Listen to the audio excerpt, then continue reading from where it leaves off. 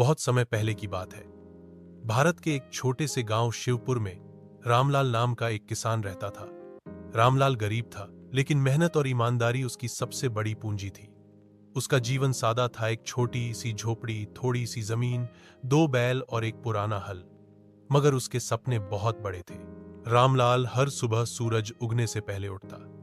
जब पूरा गांव नींद में होता, तब वह अपने खेतों की ओर निकल पड़ता। अपने हाथों से मिट्टी को जोतता, बीज बोता और फसल की देखभाल करता।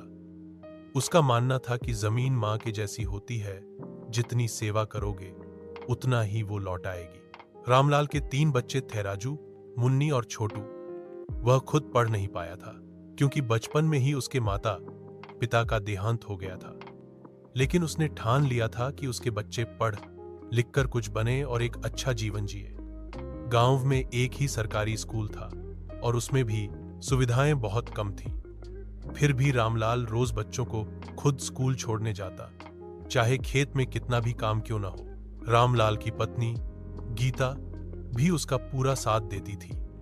वह घर का सारा काम करती, गाय का दूध निकालती और कभी कभी खेतों में भी रामलाल का हाथ बंटाती।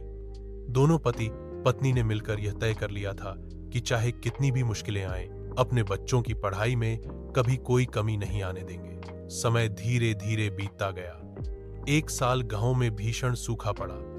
खेतों में पानी की कमी हो गई, फसलें सूखने लगीं। रामलाल की सारी मेहनत पर पानी फिर गया। कर्ज चढ़ता गया, मगर उसने हार नहीं मानी। गांव के कुछ किसान शहर की ओर पलायन करने लगे, लेकिन रामलाल ने ठान लिया कि वह अपनी जमीन नहीं छोड़ेगा। वो सुबह सुबह नहर पर जाता, बाल्टी बाल्टी पानी लाता और फसलों को बचाने की कोशिश करता। कई बार उसके हाथों में छाले पड़ जाते, मगर वह रुका नहीं। उसकी मेहनत और लगन देखकर गांव के लोग भी प्रेरित होने लगे। वे बोले, रामलाल, जब तू नहीं हारा तो हम भी क्यों हार माने। रामलाल की मेहनत रंग लाई। थोड़ी बहुत फसल बच गई, जिससे वह बच्चों की पढ़ाई का खर्च चला सका। उसका बड़ा बेटा राजू अब कॉलेज में पढ़ रहा था। वह अपने पिता की मेहनत देखकर प्रेरित था और हमेशा कहता, पिताजी, एक दिन मैं आपको ऐसा घर दूंगा जिसमें छत से पानी नहीं टपकेगा और आपको खेत में अकेले काम नहीं करना पड़ेगा। कुछ वर्षों बाद राजू ने इंजीनियरिंग की पढ़ाई पूरी की और एक बड़ी कंपनी में नौकरी पाली। वह पहला व्यक्ति था गांव का जो इतना पढ़ा लिखा बना। गांव में हर कोई रामलाल की तारीफ करने लगा। रामलाल ने कोई बड़ा भाषण नहीं दिया, मगर उसकी आंखों में खुशी के आंसू थे। धीरे धीरे मुन्नी ने भी नर्सिंग की पढ़ाई की और सरकारी अस्पताल में नौकरी पाई। छोटू अभी पढ़ रहा था और उसके सपने डॉक्टर बनने के थे। रामलाल की तपस्या अब फल देने लगी थी। अब रामलाल के पास पैसे की कमी नहीं रही, मगर उसने अपने जीवन का तरीका नहीं बदला। वही सादा जीवन, वही सुबह जल्दी उठना और खेतों में काम करना। उसने गांव के स्कूल में कुछ पैसे दान दिए ताकि वहां की व्यवस्था सुधरे। बच्चों के लिए किताबें, पंखे और कुर्सियां दान में दी।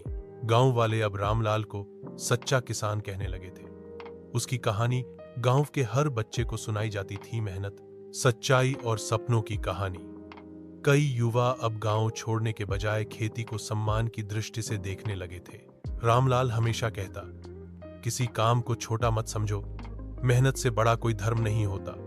जो मिट्टी से प्यार करता है, मिट्टी उसे कभी खाली हाथ नहीं लौटाती। आज